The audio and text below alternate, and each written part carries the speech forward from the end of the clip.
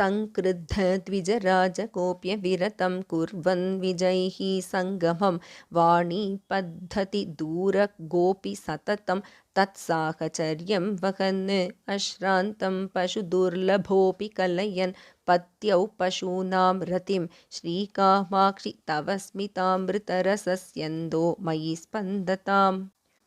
श्रीकामाक्षि महेश्वरे निरुपमप्रेमाङ्कुरप्रक्रमं नित्यं यः प्रकटीकरोति सहजाम् उन्निद्रयन्माधुरीं तत्तादृक्तव मन्दहासमहिमा मातः कथं मानितां तन्मूर्ध्ना सुरनिम्नकाञ्चकलिकाम् इन्दोश्च तां निन्दति।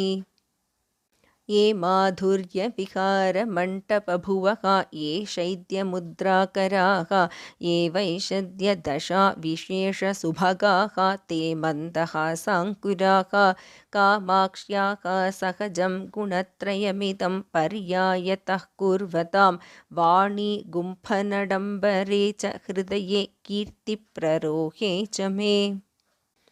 कामाक्ष्याः मृदुलस्मितांशुनिकराः दाक्षान्तके वीक्षणे मन्दाक्षग्रहिणाः हिमद्युतिमयूखाक्षेपदीक्षाङ्कुराः दाक्ष्यं पक्ष्मलयन्तु माक्षिकगुडद्राक्षाभवं वाक्षु मे सूक्ष्मं मोक्षपथं निरीक्षितुमपि प्रक्षालयेयुर्मनः।